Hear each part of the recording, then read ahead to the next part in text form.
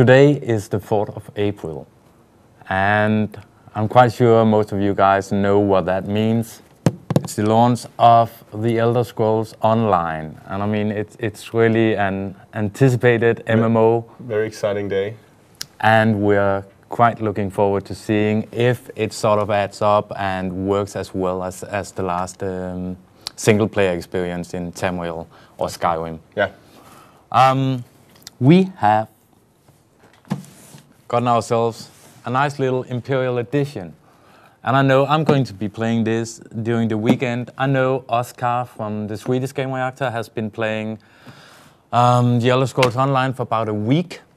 And we will probably have a review of the game sometime next week. But I mean, it's a huge game and we're spending days and hours in it already, and it seems like it's, I mean, we're not going to have a review up on the launch day, of course not, because it is, as I said, a huge game. Yeah. And this is a huge box. Yep. So. And that's the Imperial edition, and, well, let's start with what you're getting in case of digital content. Yeah.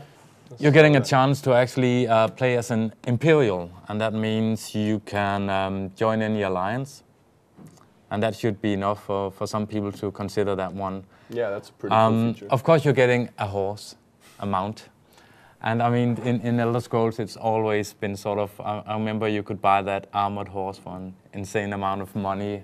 Yeah, exactly. For the old That's games. always been a big thing for Elder Scrolls games. The mounts is all. So you're getting that in this one. You are getting a mud crab vanity pet. Yeah, vanity pet. Basically, just a little decorative pet that will follow you around and not really do anything, but they're fun. I mean, they're known in MMOs to exist, and they're people are. We need them. Yeah. I mean we need to collect them. We don't know why, but we do. Yes.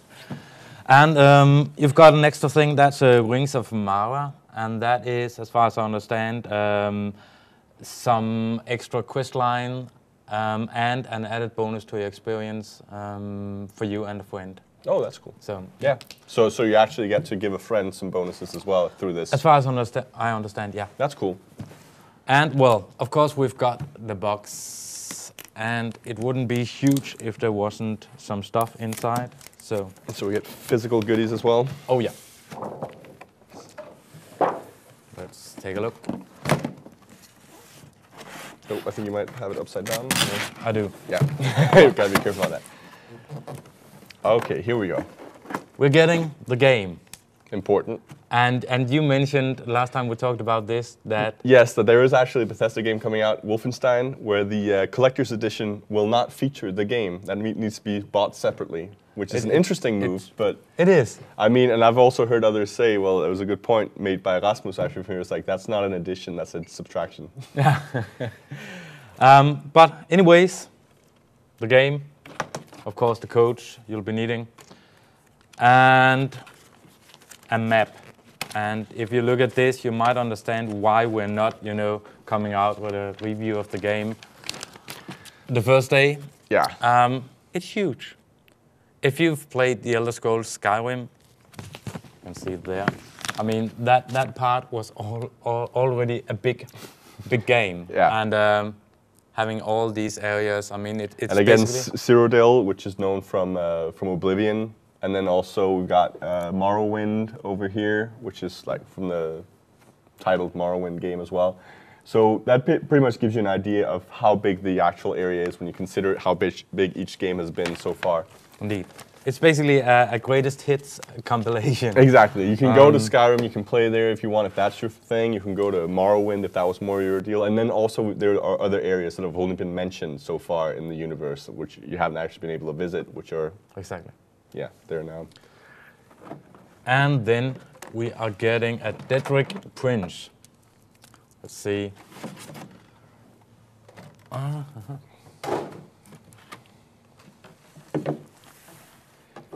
a nice little statue here.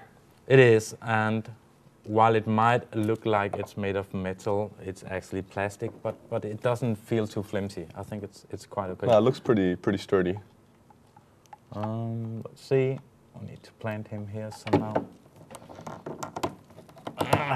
There you go, and a weapon, and of course he's holding probably a dragon born. There are no dragons in this game, right? No, I found that out myself through an interview with one of the developers that I asked directly, are there dragons in the game? But this takes place before the dragons are reintroduced into the universe. Exactly. So they're still dormant at this point. So, but lots of enemies, and in case you want to know more about that, there's a quite nice leather-bound art book or coffee table book with really, I mean, high-quality art and tons of text if you want to know more about so there's definitely Samuel and the creatures that live there. A nice little bookmark. It is. Well, yeah, it's really nicely made. So I think all in all, it's a pretty nice collector's edition, but as far as I understand, it isn't that cheap anyways. No, as it usually goes with these kinds of collector's editions. It's become kind of the norm now that they release these kind of extravagant editions with the statues and the books and everything. I don't know, is there an intermediate collector's edition with just an art book, or do we know? I haven't actually checked up at all. Okay. This is my edition. Okay, I'm bringing so this is this your home, personal, and I will be playing this for the weekend, so yeah. Yeah. And of course, you can see and read more about the game on Gamereactor. We're doing some first impressions as well, and together with screenshots later on. And I think that's it for our Imperial Edition unboxing. See you later.